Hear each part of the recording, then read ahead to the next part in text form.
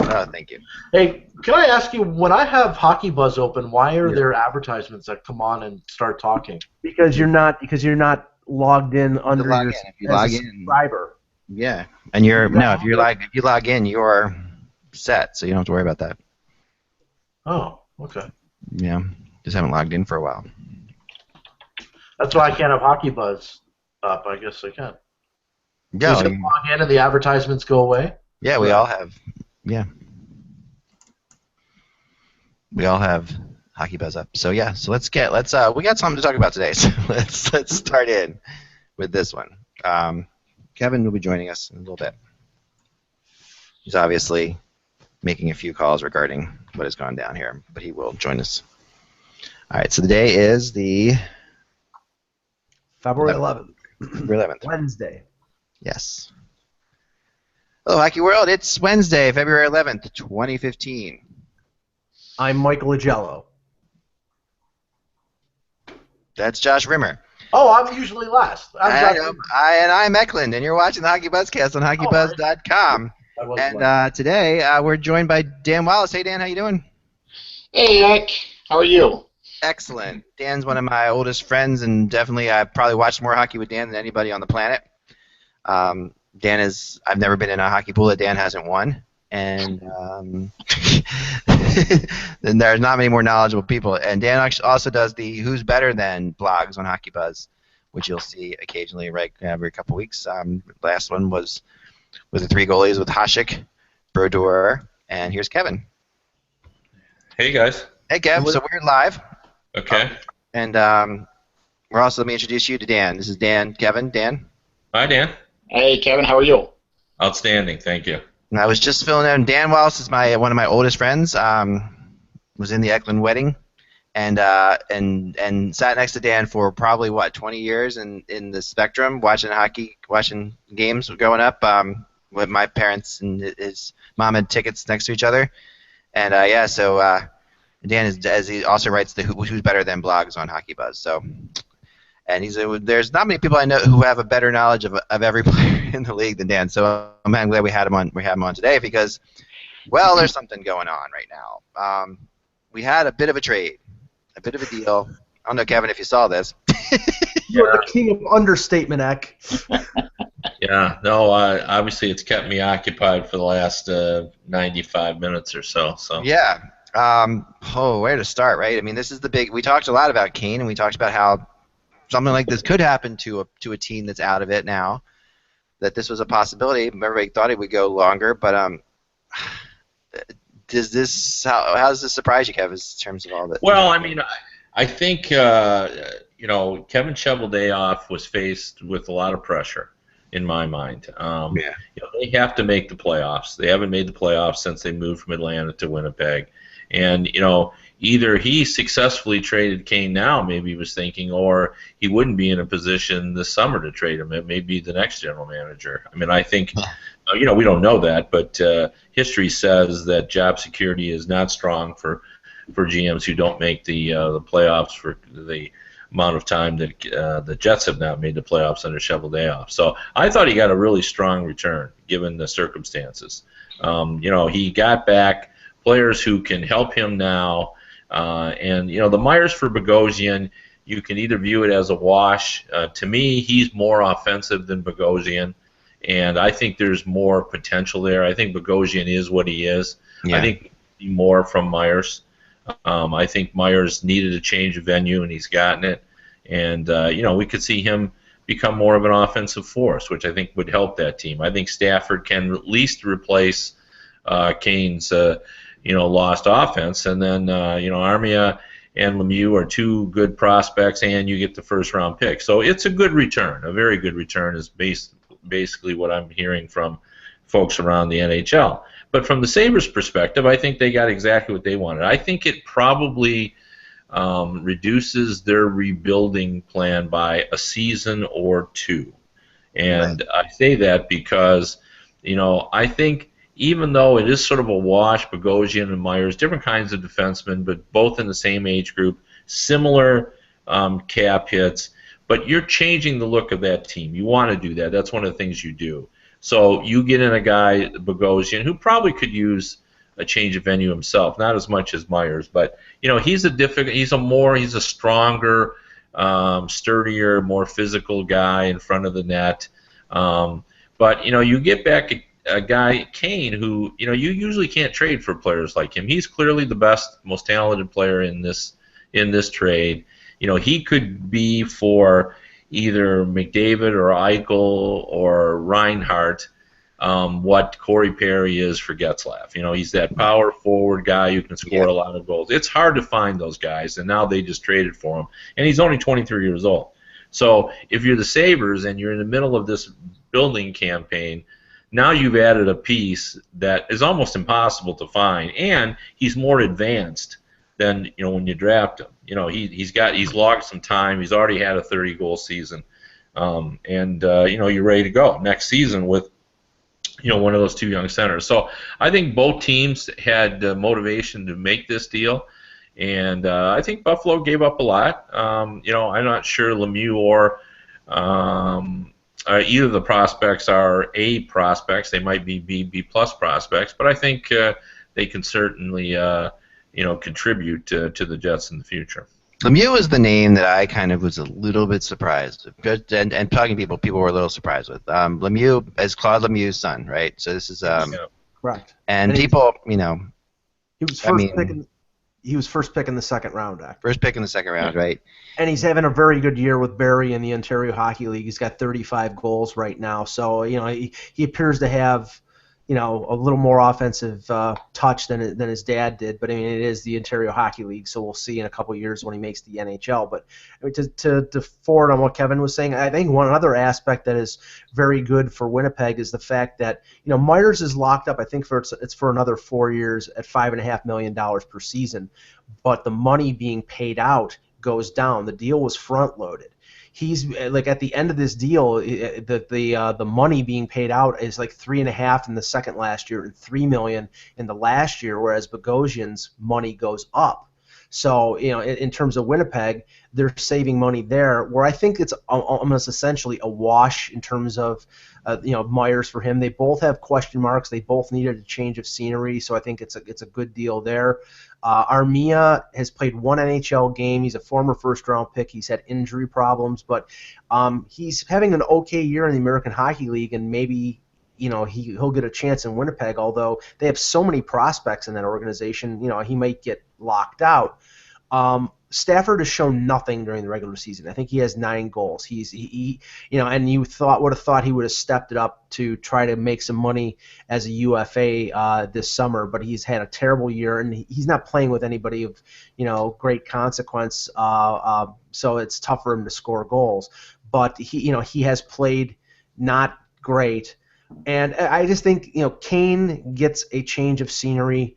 Buffalo's a little bigger town than Winnipeg. There's a little more things to do and a few more extracurricular activities. Maybe that, slightly warmer than Winnipeg. Yeah, slightly bigger than Winnipeg, slightly warmer than Winnipeg. So maybe he will. And the prospect of playing, like Kevin said, with a Eichel or McDavid from this year's draft or a Sam Reinhart from last year's draft, guys who can distribute the puck. And if he gets the puck, I think he can score 40 to 45 goals. He's got that kind of talent. So I think it's a good trade for both teams, but in the end, I think the Sabres may have gotten the more high-end talent. I'm going to give Cheveldaev credit for making this. It's a gutsy move. I think it's a gutsy move right now in the season with them in the middle of a playoff run. This is a little bit to me of Winnipeg saying, well, maybe we make the playoffs this year, but if we don't make the playoffs this year, it's kind of okay. That's the impression I get out of it. I don't know if anyone else is reading that, but I sort of get I know that we think that they shouldn't not make the playoffs again, but it's almost like he has an excuse now if they don't make the playoffs. I had to do something about the Kane situation, so I moved Bogosian. I don't think they lose much. I think that they gain a lot actually, and I think Stafford might surprise people at the end of the day. And he's always been one of those guys you wanted to see in a different environment, and who knows, right? What are your thoughts, Dan?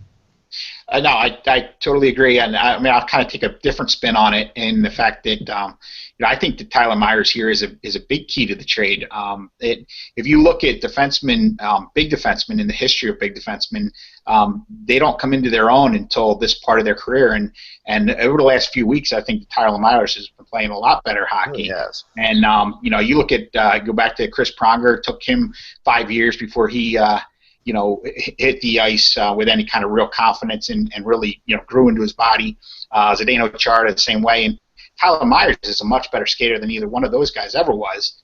So I think that, hey, if Winnipeg could sneak into the playoffs, obviously their goaltending has been the key to their team all year. Now you get a defenseman the size of Tyler Myers, and it might just be the point of that new address for him. Just might show the real Tyler Myers. I can see that.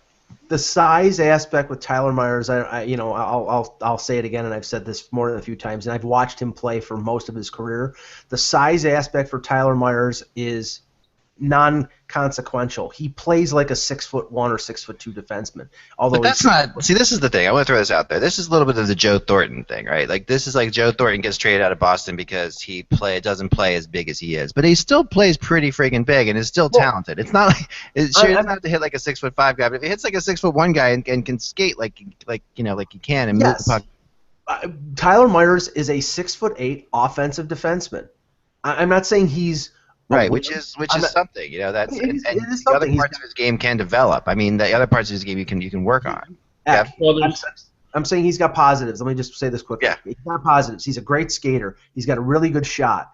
He has great reach. I'm just saying that I think the projecting the Zdeno Chara and Chris Pronger things onto Tyler Myers has been to his detriment because he's not those type of players. He's a very good NHL defenseman. He's just not those players, and I don't think he ever will be. Now, that's my personal opinion. But if Winnipeg goes into this looking and saying he's going to be a disappointment because he's not Chris Pronger or Zdeno Chara, then I think they're putting false aspirations on him. He's not those players. He never will be. Kev? Yeah, well, I don't know that anybody thinks is talking about that, him being Chara anymore, except Mike. So if he believes he's not going to be, I agree with that.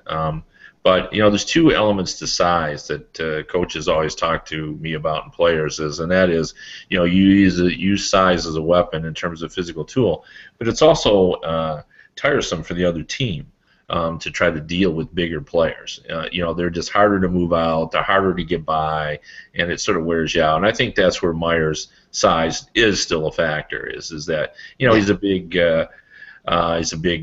player, and he's hard to deal with because he takes up space in that regard. But, the point I wanted to make about the what you were saying, I think they made this trade to get in the playoffs. I think Stafford is, has not had a good season, but he has offensive potential, and I think with the type of talent that he'll be surrounded by, I think he'll be a factor. He's not Kane. He's not going to be, Kane is a physical player in addition to, being a goal scorer. But Stafford can contribute. He knows where the net is. And I think they just need a few goals, and I think Myers, will serve this team better because I think he has more offensive ability, and I think he'll fit real well on that team. So I agree with Mike's assessment that this is good for both teams. I agree that the Sabres got the best player out of it, but I think in this case, Winnipeg got so much out of this deal. That they did remarkably well, given his circumstance.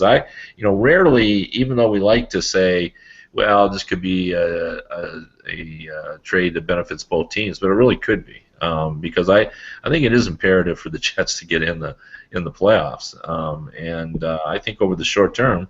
Because Armia could come up and be a depth player. He is, isn't he 6'3", Mike? Something like that. He's a bigger player. Right? Yeah, and he's 21 years old, and he played in the Finnish professional league before he came over to play for the Amerks a couple of years ago. So I think he's ready to take the step. The other thing here, getting Stafford, replacing the injured Kane, allows Paul Maurice to put Byfuglien back on the blue line, and that has been a big factor for them. Yeah, and he is, then as we've talked about before. I mean, Bufflin. I think keeping Bufflin happy is important. I really do. He's such a difference maker when he's out there for a variety of reasons. Big Buff is Big Buff, and he is a physical player, and he's a fire starter, and he's got a huge shot. And when he comes in late to the party with that big booming shot of his on the offensive rush, I think he's more of a factor. I understand his defensive shortcomings. I do. Yeah. But saying that, I mean, I think he does so much from the offensive end, and he is a physical player. So there's that to contend with as well. So I agree with Mike. I think that's a big part of this, is that now you move Buff back to defense, and because you got Stafford that can take that role and contribute some goals. Like, he doesn't have to score a lot; he just needs to contribute. Like, Dan, what do you think about the idea of, like, okay, you've got Evander Kane, and I heard today we're gonna hear more Kane stuff come out. Put it that way. There's gonna be stuff that comes out. There's stuff that I wasn't really supposed to talk about, and whatever. But then there's stuff that, because now that he's gone, people are gonna be free to talk. They're gonna hear a lot of things. Now, whether or not many of that will ever get published or not is beyond. And I'm not a rumor guy. I'm not a rumor guy in that way. I'm not a gossip guy, I'll say. But the concept that he elected for the surgery really rubbed people the wrong way. Like, that was something that a lot of players have surgery after the season. And apparently, the fact that he elected for it was one of those you shouldn't have done that type moments. And what do you think about that, Dan? As far as his character going forward, Well, I mean, obviously, there's been talk of baggage that he brings off the ice for sure. But I think that he also, I mean, you heard the players, Blake Wheeler especially, come out and make the comment that hey, we've got a standard to uphold in this room, and he basically wrote his own ticket out of town. Yeah, that's what we're going to see, right? So I think you're going to see more of that. I think we're going to hear more about that too, and I agree. I don't think Bogosian and Myers is an even swap at all. I do agree with what you said, Kevin. I think Bogosian is what he is now, and Myers has so much more upside than that. But I'll tell you, the reason I give Buffalo the slight advantage in this deal. I mean, I agree the fact that Winnipeg gets more in the short term for their hopes of making the playoffs, but Kane gets an opportunity here to wipe the slate clean. I mean, the whole situation in Winnipeg was just untenable for him. Yeah. He had to get out of there. I think going to his hometown in Vancouver might have provided a whole different slew of problems. He comes to a very passionate hockey market that is a team that is rebuilding, that is on a good track in terms of rebuilding, with a couple young centers that more than likely in the draft this year, and he can potentially be a leader if he starts to grow up. If he continues to do what he's done in Winnipeg, then it's going to be a problem. But he has a second chance, and he has the talent to make Buffalo look like clear winners in this deal. So I'm trying to gauge that. Yeah, like, as far as who do you guys, if you were forced to say right now, Kevin, who gets the better trade? I know it's a good trade for both teams, but who do you? Yeah, no, it's a really hard one because they both had different objectives. And right. I said to Myers, I mean, I think you phrased it exactly right, but I think they are sort of a wash now. Mm-hmm. But right. The reason I like the deal from Winnipeg's perspective is the fact that I think he has potential to be a better offensive player. I think they have the ability in Winnipeg to take advantage of what he offers offensively. I think he'll get more points. He'll be a better fit for what they can do in Winnipeg. But if I had to say right now, I mean, I would say Winnipeg won it just because they got so many different pieces. But I do respect what Mike is saying, because I agree with that. I think they're getting the best player. But in this case, I think we're not really sure. I mean, we know what his potential is, but we're not sure what we're going to get. So because of that, I mean, this one here is like I'm going to give it to Winnipeg just because. Always in these cases, there's some uncertainty, but in this case, it seems like there's more uncertainty. We just don't know what Kane's going to do. He's done it one time. He had a nice, 31 goals, something like that. 30 goals. Yeah. Yeah, but in this case, because there's some certainty, I'm going to give it. If you put a gun to my head, I'm going to say it's Winnipeg. But I certainly know and understand and respect why Buffalo did this, and it makes perfect sense from Buffalo's perspective. Yeah. I mean, so far on HockeyBuzz, 7,000 people have answered that question, and 67% have said Winnipeg got the better trade. So two-thirds are going with Winnipeg right now, 1/3 with Buffalo. But they got a lot of pieces. They really did. You know. In this trade, they got 4 players. 3 players who were drafted in the first round, a player who was drafted with the first pick in the second round, and a 2015 first-round pick. But that to me is the big thing too. This draft is so good. That 2015 first-round pick. No, I didn't hear it. Was it the Islanders pick I or think it's the worst whatever pick, right? Yeah, it's the worst pick. It'll be St. Louis probably, but okay. But it's just gonna be the worst pick. Yeah, I mean they got so much out of this deal. I think over if you gotta say now who won it, I think you gotta say that. But I respect both GMs on this. I don't mean to cop out. No, I think this is one of those trades that, like we talked about, that could happen where Winnipeg could make this deal, and they do get rid of the Evander Kane situation, and it doesn't hang over the draft. That's another thing that you have to throw in there. That's we could all say that they get more from him at the draft, but the draft would have been about trading Evander Kane. And that's not a good thing. It would have become. I don't think they would care about that. I mean, why would they care about that? No, I'm saying for Winnipeg, in Winnipeg's eyes, like I'm just saying, okay, I'll throw this example out. The Flyers, when they signed Vinny LeCavier at that draft, I was talking to different players, different people around the team, and there was more focus on the fact that they were about to sign Vinny LeCavier than there was at the draft. There was a lot of. I mean, there were certainly people out there that are doing different things, but a lot of the people at the top were really more excited about the fact that they were going to be able to get LeCavier, and suddenly it became all. And I just couldn't help but think that if Evander Kane trade is hanging out there, it's going to be like, oh, should we make this next draft? Should we maybe try to move up with Kane in this next? I just think that I like getting rid of distractions going into the draft. That's an opinion. Maybe I'm wrong, but I like that part of the move. It's funny because normally I believe strongly that you do better in the summer, but I mean, let's just throw this out. Could they have done better? I'm not so sure they would have. They might. I guess the point is they might have got a better player than Stafford, maybe, but I don't know. I thought that he did a remarkable job, Cheveldayoff, in getting this deal done, and I respect what Murray's doing because the other thing too, what this shows is, the Sabres are not interested in going in a 5-year rebuilding plan. Like, they want to be bad this season and get a good draft pick. But they don't want this to linger on forever. So they're and I think it cuts it short. I do by a season and a half by adding, Kane, and Bogosian to a lesser extent too, because I think this changes their dynamic on the back end. I think you need to, Myers was still sort of tied into the Sabres, so this cleans that up too, and So the Sabres maintain their salary cap flexibility with this deal. They add a veteran defenseman or an experienced defenseman who they can play along with Zadorov and Ristolainen and Georges. So they solidify their top 4 of their defense. Yeah. And like I said, they have a power forward potentially in Kane. And in the short term, they get worse because Kane is out for the year.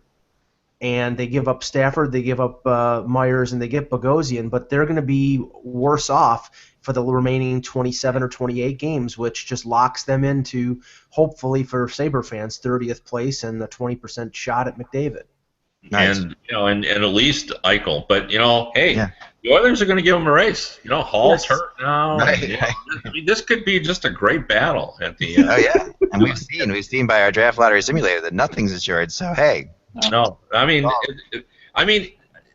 if you get the worst pick, the worst case scenario is you get Eichel, and I think that's pretty good. So that's really good. And then even the top 3 seem to be. I mean, Hanifin seems to be the same thing. Now, but just as I want to tell you what my day was like. I was chasing something else just as this went down. Typical thing. Like I had something like, wow, the biggest thing I've been chasing all trade deadline was happening while this was happening. So I was completely in another planet talking to other teams. And what I was chasing was the fact that Jonathan Drouin, I was told, could be gotten out of Tampa. And I was shocked by this. I just couldn't understand it. I just searched around for it and talked to people, and no one would deny it. It was one of those typical things. Okay, yeah, no one sat there and said it's not impossible. And that Tampa was looking hard at defensemen, and part of what I was being told was Tampa had talked about Tyler Myers. Now that wasn't a Jonathan Drouin straight up for Tyler Myers deal, but it was one of those things that had been discussed, and that they had also talked to the Leafs about Morgan Riley, which the Leafs said no to. But the kind of surprising that, it's one of those things that immediately people say they're giving up on Jonathan Drouin, and I don't think that's the case necessarily. I think it's more of the case of them seeing another need that they want to fill. Yeah. And maybe Drouin, and them also seeing the window right now kind of wide open for the Tampa Bay Lightning. I mean, Ak, if you look, and we've mentioned this the last couple times when we're talking about potential, rental defensemen. When Matt Carl is out, Radko Gudas is out. Now Carl is going to probably be back in late March, at the latest, but that's two significant defensemen. And then they lost Jason Garrison, and he's not going to be out a long time. In fact, he may be back sometime this week. But they're vulnerable on the blue line, and with the forwards that they have, the forwards that they added via free agency and trade from the Rangers, and Callahan and Boyle and Palat and Johnson and Stamkos and Filppula, they're loaded up front, so they could afford to trade a Drouin if they get a young defenseman of a comparable age back. It's basically asset management, and it makes sense for Steve Yzerman if they could do that. Yeah. No, I mean, Kevin, what are your thoughts on Drouin possibly being? Well, I've heard nothing of that, and you're at first blush, I agree with you. You would say, well, no, why would they do that?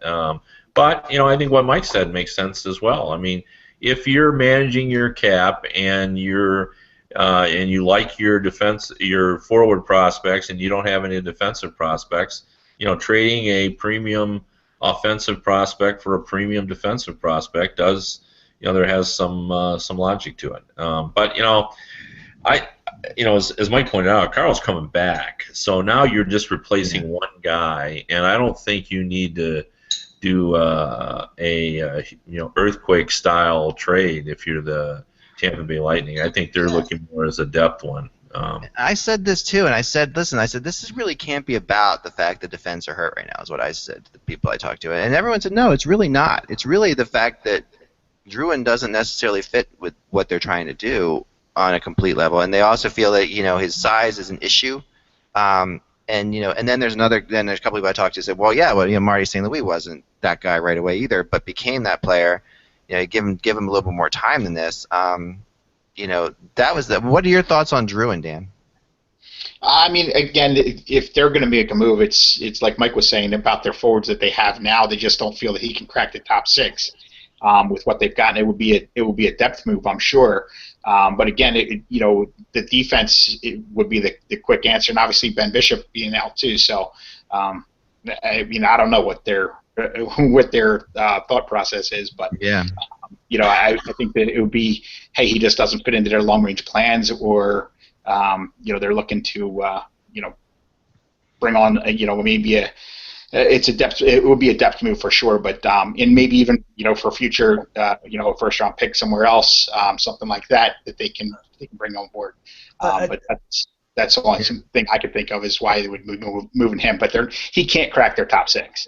Yeah, a team that's short of skill right now, like the Arizona Coyotes, in terms of needing players who can put the puck in the net, and have assets on defense, would probably be a good fit for Tampa. Not to say they're going to trade Ekman Larson or Yandel, but like a guy like Connor Murphy or there might be a fit there, but I mean, I can see what Yzerman's doing if Drouin is on the block, but he has to get somebody. And the thing is, Drouin is he's on his entry level deal. He's making $925,000, so it's not like you're trading away a guy who's making $3 million. So he's probably gonna have to bring back somebody who's also on his entry level deal or not making a ton of money to fit things under their cap. Right. Well, I watched Tampa Nashville last night. It was the game I watched. and it was a hell of a game. It was all you'd wanted that game to be. Two of the top teams, and even though Tampa was missing defense, the one thing you noticed about that game was how friggin' good both teams' defense are at stepping up in the play. It was uncanny. Both teams, the Preds and the Lightning, really their defense are such a part of their offense on both sides. And then also, my gosh, the goaltending for Tampa, although he struggled down towards the end. I think I wasn't Vasilevsky is not a scrub of a backup. I think they have something with him. It really feels like they've got a player there. I don't know if you guys saw this save last night. This was something else. Let me get this up because this was that save was incredible. He's generally regarded as he and Gibson are the best two goaltending prospects in the world. This is not they fully expect that it'll be a battle. He's going to push Bishop. There's no doubt about that. I think the Lightning believe that this kid could be in the top 5 or 6 goalies in the league within a few years. This is a real premium young player. You really felt that way when you were watching it. As you watched those saves on Ribeiro, and it is just crazy. It's one of those, if Ribeiro gets the puck up in the air at all, it's in type saves. But still, the fact that he stretches and gets his leg out on this one. Yeah, the whole purpose for them signing Nabokov this summer was to buy a little development time for Vasilevsky, and their number 3 goalie right now is the kid who was in the Olympics, Gudlevskis, who for Latvia. So Yzerman's got to be really happy with their depth of their organization in terms of goaltending. And didn't they have Tokarski and they traded him? I'm pretty sure that he was part of the Tampa organization. He was swapped a few years ago. So they seem to be doing something right with goaltending. Well, if you remember, this would make sense that they would have this problem because there was such an issue with them for such a long time. These goalies are be coming up now. If you remember, following their trip to the Stanley Cup Finals, they had goaltending hell. And they couldn't get anywhere. So they drafted all these guys. They made the trade for Bishop, but these other guys that they picked up along the way, it would make sense that they would have picked up some quality prospects. But I really liked this kid's game last night. I was incredibly impressed. And when you watched him and Rene, back and forth, you're like, gosh, giant goalies. Big goal, just huge goalies. Big athletic goalies too. Big athletic, flexible goalies. They're just able to do all kinds of crazy things. I apologize, Josh. I didn't get your point on Kane, so I wanted to go back to you. Jumping back to Evander Kane for a second, then we'll move ahead. But what do you got, Josh? Sorry. Yeah, no problem. I just want to bring up the fact both GMs having press conferences right now. The good comments that are worth repeating that guys would be interested in. Cheveldayoff saying it's Buffalo's choice which first-round pick they will send to Winnipeg. Obviously, it's going to be the lowest one. I don't think Buffalo's going to give them. Hey, you know what we're going to do for you? We have a big surprise. We feel magnanimous. We're going to give you our first-round pick. You can have Jack Eichel. There you go. Exactly.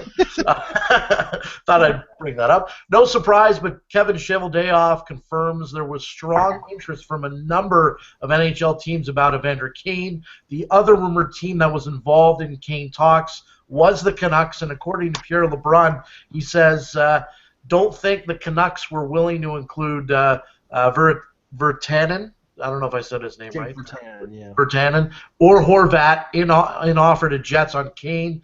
Made offer with other components. No idea what those are. Tim Murray also speaking right now. Just praised Kane's character on the ice, playing hard and heavy. I have to assume he is at least somewhat like that off the ice. Yeah. Tim Murray says Evander Kane wanted a fresh start and bigger role. He says the Sabres will give him both. He says, I made a trade for him, so I'm not worried about his character. It wasn't all unicorns and rainbows. All players have warts. Yes. And, not all players. And one final statistic. This is interesting. The Jets now no longer have the last 3 first-round picks selected by the Atlanta Thrashers. Burmistrov, Kane, and Bogosian. Yes, that's an interesting point. There you go. Yes, this is the last Thrasher draft pick to go. That's a good one. Although there are still Thrashers on this team, but But they still have the rights to Burmistrov if he ever comes back from the KHL. So And there were rumors that he was involved in this deal too. Right. That would have been something, trading all three of them if you did. Yeah, there were rumors. I mean, that's definitely. I mean, this is in a way, Kevin, the final moving away from the Atlanta Thrashers moment, I guess. In some ways, right? I mean, we've been waiting for that for a while. I mean, they still have Bufflin. They still have. Well, I mean, they've got maybe their best draft pick, Little. Right. Is on that team, but there's certainly other players. Burmistrov was interesting because I remember when they drafted him, they saw him as kind of a poor man's Pavel Datsyuk, and obviously it didn't work out that way. But it's interesting. I think what Murphy and Cheveldayoff confirmed is basically the same things that we've been talking about. They saw Kane as just too big and important of a player and a difference maker, a franchise-style winger that they couldn't pass up, and I think Winnipeg felt like they got enough to make it work. So all of this, this is just a fun trade because there's so many parts to it, and it'll be fascinating to see how it plays out. I mean, Lemieux's kid, I did a big piece on him. And they expect that he'll be very similar to his dad. He's got that crusty edge to him. He's hard to play against. He's a good offensive player. He's not a great offensive player, but he could be a real vital player on a team when he's ready to go. But he's a long way from being ready. So, but I think that's an interesting piece because you love those guys that come playoff time. Claude Lemieux was as effective as a playoff player as you're going to find. No, he stayed in the NHL for a couple of years because he was a playoff player. Yeah. I mean, you just get the. Going back to Tampa Bay though, two things. And we've talked about this before, but it certainly bears repeating. What a remarkable job! The best player in Tampa Bay's organization is the guy sitting in the GM's chair, and because he has done just such an incredible job. When you talk about some of the players, I mean, Drouin. The Russian goalie, Tyler Johnson, bringing in Ben Bishop through a trade, remaking that defense, signing Strawman and Boyle, who are making like he really, really gets this game. And when you watch that game last night, and you saw those two teams just battling it out, I mean, he's assembled a team that obviously is playoff ready. I mean, I have some doubts about whether they've my theory is you got to lose a little bit in the playoffs before you got to win, and I'm not sure they've done enough losing yet to kind of get through that. Now maybe they did lose spectacularly last year. Yeah, they did. But I mean, obviously, I'm oversimplifying it. But but that's me. That's when you lose spectacularly, that can go pretty far. No, and I love that presentation of that. As a matter of fact. Yeah, but I mean, and going into the playoffs, we knew that without Bishop, they were going to be. With Anders Lindback as your goaltender going into the playoffs, I predicted, and Montreal was not by no means a favorite going into the playoffs. I thought Montreal was going to beat them because Bishop was the central part of that team last year. Without Stamkos for most of the year, he was the singular reason why they had such a good season. And to lose him late in the year, even though Stamkos was back, was just too much. But this year, you see them building around Stamkos. As you see the additions of Filppula as a free agent, and Boyle and Strawman, and the draft picks that they have, like Kucherov and Palat. I mean, they're a complete team. Maybe they're not ready to challenge completely and go to the final, but they are a complete team, and Yzerman deserves a lot of credit. No, they definitely are. And one thing I do want to throw out there, because it's a little bit of news, and it's important because you have a lot of followers who love the trade market. Oh, yes. This is a key bit of information that I now have. Nice. The Penguins are now in a dollar in, dollar out situation in terms of trading. Oh, okay. So any trade they have to make from this point on, if they're trying to acquire, it doesn't matter the prorated, because they're right at the in terms of the money spent and where they are. So in other words, if they want to bring in a $4 million player, they got to take a $4 million player off. Wow. Okay. And that's going to make it difficult. But if anybody can do it, it's Rutherford. But when you're factoring in, for those who are interested as I am about whether or not they could fit a Yager in, or get some help for the Malkin line, that's a key element in it. That they are in a dollar in, dollar out situation in terms of their calorie. That is a huge element. Wow, that's good to know. And I also think I also heard Yager's name mentioned with the Florida Panthers today, which sort of goes along with what we were saying yesterday, where the Panthers could possibly be buyers. That was a name, Well, what's interesting is I did some digging yesterday on the Yager situation, and I'm told by a really good source is that Yager has not had any discussions with Lou Lamoriello about being traded, and he won't, out of respect for Lamoriello. That he is going to wait it out and see what happens, and then wait for Lamoriello to make the first move, because Lamoriello still believes the team is in the hunt. So I think and I appreciate that with Yager.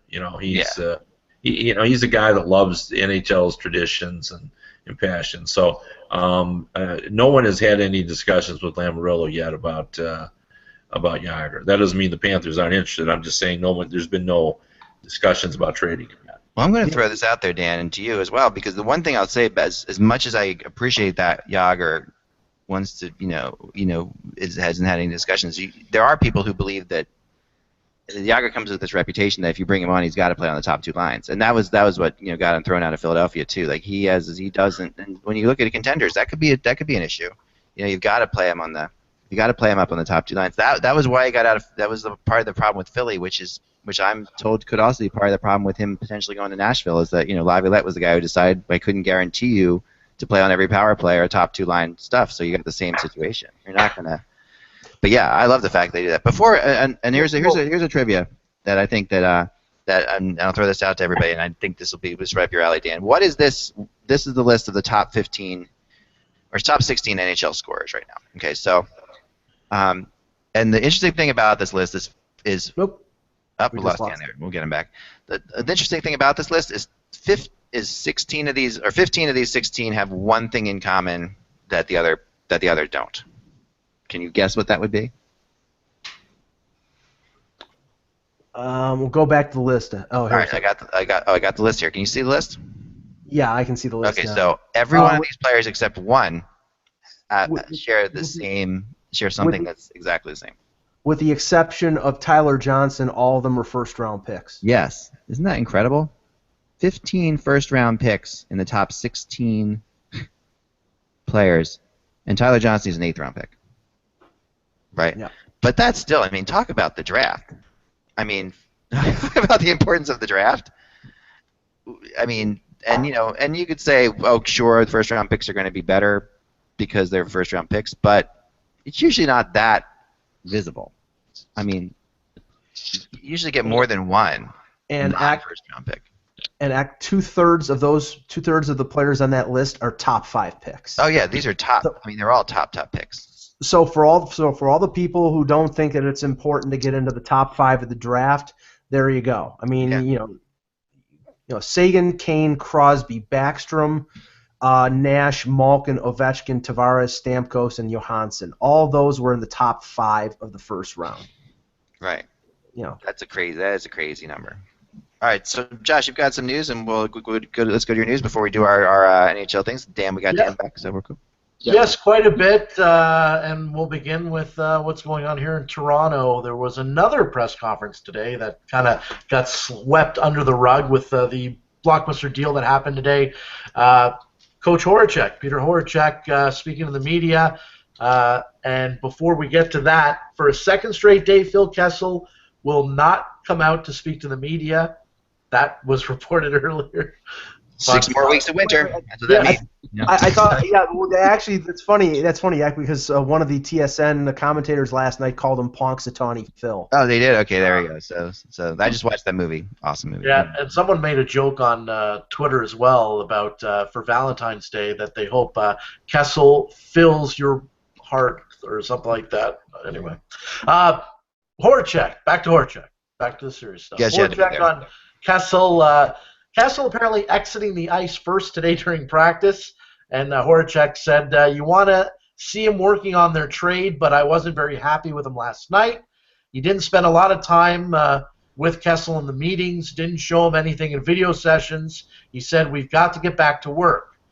Horacek on Kessel. Interesting choice of terms, working on their trade. Anyway, continue. Go ahead. Horacek, everyone has to take their different approach, and he's dealing with things injury-wise too. Here we go. Here are the excuses. There we go. It's about the whole team. This isn't about whether Phil does what he does or doesn't do. He's been playing through this. He's not 100%. Oh, sorry, that's Lupul. On to Lupul now. He's not 100%. We're going to give him a week, maybe less. Lupul's injury is a lower body problem that kept him out a month after Lucic fell on him New Year's Eve. Horacek said it's been bugging him for a while now. Yeah, it's a knee injury, and the thing is that Kessel was -4 last night, played the lowest amount of time that he's played since becoming a Leaf. Was essentially drifting around the ice on a couple of goals. I mean, did not seem very involved or interested. And Horacek came out after the game and essentially said that certain members on that team were not registering anything on the give a crap meter. And if a coach comes out in the post game press conference and starts saying stuff like that, it was actually give a meter, right? Because he used the right. I'm making it. So let's I mean, I actually had a give a meter. I just misplaced it, but yeah. I'm trying not to give us an R rating there, Ack. But I'm just saying, if a coach is coming out and saying that stuff after losing 13 of 16 games, which Horacek has, he's run out of answers. I think we need to throw a mandate on this, though, Mike and Josh. I think we need to stop talking about the Maple Leafs because I think that we've got so much else going on. Like a soap opera. And I mean, and obviously we've spent a lot of time, and we will talk about them again at the deadline, of course. But I agree. This is like this. They are really just like it is now talking about like a pissing match between old women, and it's just I don't want to get into this. It's just and I don't mean any, and by that I mean nothing offensive. With no bladder control. Towards old women. I don't want to compare the old women to Leafs or anything like that. I think that old women deserve better than this. But I'm just saying that this is a pissing match now, and it's really gotten to the point where we're benching players on a team, like we talked about yesterday, Kev. We're benching players on a team when that message should have been sent, so long ago that I don't know. I think and the problem is that they benched the wrong player. I mean, now everybody after the way Kessel, and the thing is, I understand when I said it yesterday, you can't bench Kessel, you can't bench Van Riemsdyk. They bench Clarkson, who's not going anywhere. So yeah, this is a dime store soap opera now, and it's only going to get worse and worse, especially closer to the deadline, and everybody seems to be looking for an escape route out of this. No, and of course a dime store soap opera in Canada is worth about 6 cents, so let's think about it. So Josh, continue. One last Leaf thing, and it's not related to the Kessel stuff. Horacek says Phaneuf is progressing slowly. He's still week to week, but hopefully sooner rather than later, but no timeline. Yeah, he should go back by the second week of April. Enough is. Moving away from the Leafs, other news going on. And you know what, guys? We didn't really talk about this yesterday. I didn't actually see it till after the show. The whole thing that happened with Jamie Benn in Dallas on a radio station. Yeah, this was pretty him and Seguin. And Stars president Jim Lights just released a statement about it. Can you first, Josh, tell people what was said? Because go ahead. No, you can. You can. Oh, you want me? Well, basically, they were on the air. It was Ben and Seguin. They were on the air, and they were talking. I don't know how they got into it, but they were talking about rooming on the road, and they got into the Sedins, and I think it was Jamie Ben. Yeah, it was Jamie Ben that said, "Who knows what else they do together," or something like that. And then everyone started laughing, insinuating. I don't think I have to say what they were insinuating, but that they play Monopoly. Yeah, but apparently somehow Vancouver radio station got a hold of this. Can't imagine how in this day and age. Through the interwebs. Yeah, that's all right. So then they apologized, right? They came out, or yes. they're issuing an apology, correct? Yes. Well, Jim Lights, the Stars president, said in a statement that Jamie Benn has reached out to the Sedins to apologize for the radio interview with Seguin, and also the Sedins actually responded last night or earlier this morning saying, well, their comment about it was, well, what does that say about them that they're saying that? Yeah, we're going to stay on the air until this situation is resolved, so don't worry. Yeah. Josh, what's next, Josh? Give us Last something one. else. Boxer Floyd Mayweather and UFC President Dana White are among those who have already committed to buying season tickets in Las Vegas. Awesome. Yeah, Floyd Mayweather is actually part of that founding 75 in Las Vegas. Oh, Yeah, okay. so the Nagano, the poker player, is also in the founding 75 as well. And it's really a unique concept because what those founding 75 are, you have to guarantee that you'll get, I think it's 50 or 60 other people to buy tickets as well. And then you're on the advisory board. So when the team meets to decide what it's going to do, So the Vegas team is essentially a pyramid scheme. Is that what you're saying? Yeah, pretty much. Yeah, Ponzi. It's a Ponzi. So yes, it's like selling Amway. Right. That's what I'm thinking. So you got to get 75 friends who will get 75 friends, and then at the end of the day, you'll have a team. Yeah, you'll have a team. So, but it's I'm kind of rooting for those guys, to be honest with you. I like the owner there. He's a fun guy, and they've got a good plan. And I think the fact that Bettman was there yesterday, even though, as he said, don't read too much into it, I'm going to read a little into it and say, that they'd like to go there. So I mean, come on, you go there at least. This just shows how careful people have to be in the new age of everything, and the new age of Twitter and everything like that. Bettman has to go there and just basically say, I flew out here, I changed all my plans around, I came to Las Vegas in the middle of nowhere, but don't read anything into that. It doesn't mean anything. I'm just here. Well, the one reason they are saying that is legitimate, and it's what I wrote about in my Vegas piece, which is everybody likes the idea of Las Vegas being an NHL franchise, but what they don't know is whether it will actually work. Like even the potential owner has said, we really want to do this marketing survey because we don't know, who will buy tickets and all that kind of stuff. So. Right. So finally, are we done? Josh, anything else? Nope, that's it. Okay, cool. We got to do the draft simulator before we get out of here today. Come on, Columbus. Right, here we go. So far, remember, we know the winners, so here we go. This is fun. Okay, this is not what I expected. Today's winner is the Los Angeles Kings. What? Wow. Whoa. The LA Kings, with a 2% chance to win the lottery, have come up as today's winner in the draft lottery simulator, and Connor McDavid. Let's talk about the implications, Dan, of Connor McDavid on the LA Kings. Wow, that would hey, the rich get richer, right? Can you imagine, Kevin? What would the reaction be in the hockey world? Oh, well, it would be stunning. But this would be like Gretzky going to the Kings. In terms of they'd have it'd be Showtime all over again. It would basically sort of reinvigorate the celebrity contingent that gets all jacked up about the that game. Didn't get into the team winning 2 Stanley Cups in 3 years. But they did do that. But I'm just saying, I think that would create just another buzz. The thing that would be unique about it, Ak, is the fact you just said, the team that's won 2 Stanley Cups recently. It's like Tyler Seguin going to the Bruins when the Bruins were a competitive team for the Cup. Yeah, right. Or even going back in history of the NBA when the Celtics were winning championships in the mid '80s and they had the number 2 pick in the draft and got Lenny Bias, who unfortunately passed away before he ever played a game. But the impossible impact of having a player like him joining Bird and McHale and Parrish could have had an effect on the NBA for years. And what would McDavid with the Kings, with Carter and Gaborik and all this talent that they have, what would that do? I mean, it would just make them incredible. I think what it would do for sure in the short run is move Carter back to the wing.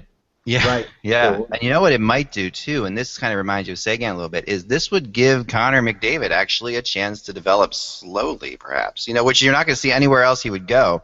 Like, he's going to be thrown into, you're the first line center on any team you're on. I mean, I guess maybe like Seguin, got a chance to do this a lot more than. Yeah, but think that would hurt him, to be honest with you, in Boston, because I think it was a struggle for him not to try to conform to play on a third and fourth line when he had been, a difference maker. Like if he had gone right away to a team with just to say, hey, you're an offensive guy, do your thing, go out there, we'll be, tolerant of your mistakes because you're young.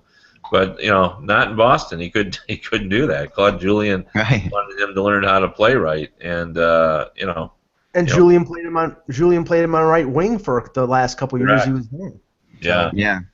And Carter is the center. But when he got to Dallas, the thing that scared him the most about going back to center, I remember talking to him about this, was taking faceoffs, because he hadn't gotten any better at it because he hadn't taken any. So. Yeah, that's something. I mean that. I don't know. That would be. I mean, all I keep thinking whenever we do this draft lottery is how cool this lottery is going to be. Like, this is going to be such a cool draft lottery, and how much I look forward to the change when you don't it's not just the first team and everybody's sliding down. I think it's going to be so cool when you actually get a chance to finish anywhere within 4 spaces or something like that. And the lottery, if it stays like it did last year, will be held between the end of the regular season and the start of the playoffs, so we'll know, like in mid-April, what the order is going to be. Right. And before we leave, I wanted to get one thing from Dan too, because Dan's in Minnesota. Despite growing up as a Flyers fan, now I see you on Twitter. You're a bit of a Wild fan. I talked to you about the Wild earlier today, and your thoughts on this team. I mean, where do you see them really? I mean, in terms of their strengths and weaknesses at this point. Well, first and foremost, I'm always a Flyer fan. You know that, Eck, but of course. But my adopted home state, the Minnesota Wild. I mean, this team is, as Kevin said, they've. He was alluding to Tampa, that he wasn't sure if they've, experienced the losing in the playoffs. Well, Minnesota has done that, and they've taken that progressive step each year. Right. And as we speak, they're not in a playoff spot, but. I think that this time, next week or the following week, I think we might be talking about them in a playoff spot. They just, pulled off a nice run here of teams that they're chasing. Last night, losing a tough one in overtime, bad giveaway by Scandella. But that team, the Wild is built to have a good playoff run. They're what I look for them to do at the deadline here. Obviously, the Dubnyk pickup was clutch. The goaltending was the biggest problem they had. They'd given up the fewest shots on goal of any team in the NHL, and had the worst save percentage. So they've appeared to, well, at least on the short term, have solved that problem. But I'd see the biggest issue that they need right now is to go to the net harder. To get that net, that front net presence, and I'd look for the Wild to make some kind of tweaking of the team to do that. But they're going to be a real tough out, provided they can finish it off and get to the playoffs. Yeah, and get the goaltending. But you're right. I thought that was you mentioned earlier. That's something I hadn't really considered with the Wild, is that you think of them as a hardworking team, a good forechecking team, a good cycling team, but. You're right. When you watch them play, they don't really drive to the net. They're not really a drive to the net type team, and Parise obviously does, but you've got other players. That's a good point. Well, thanks, Dan. Thanks for jumping on today. I really appreciate it. Oh, anytime. I had a lot of fun. Always great, and thank you, Kevin. What do you got going on in USA Today, Kev, right now? Well, today we just have covered the the big trade, and right. I'll column on that as well, and then I have a piece tomorrow on. Fleury's contributions. Fleury perhaps being the MVP of the Penguins this season. That's a good one. Saying, it's either going to be Crosby or Malkin or maybe Letang, but it really has probably been Fleury this season. It has. I'm with you 100%. That's a good topic for tomorrow. We should talk about that tomorrow, because I really think, because Fleury's been very much maligned, of course. And we'll have this discussion, and we'll talk about how great Fleury is, but of course in your article you'll have the point at which you'll say, until he does it in the playoffs, no one's going to. Right. Yeah, exactly. That's exactly. I will have that in my story. That's the headline. I mean, that's the thing. Sure. So thanks, guys, so much. Our viewership has increased dramatically in the last 2 weeks. I don't know why, but we've doubled our numbers in the last 2 weeks. I was just noticed today. I have a feeling it has something to do with March the 2nd, Eric. Yeah, well, maybe that's it. But, I think that we're just getting better. I like that. Thank you. So thanks so much, guys. Remember, without the buzz, it is just hockey. We will talk to you soon.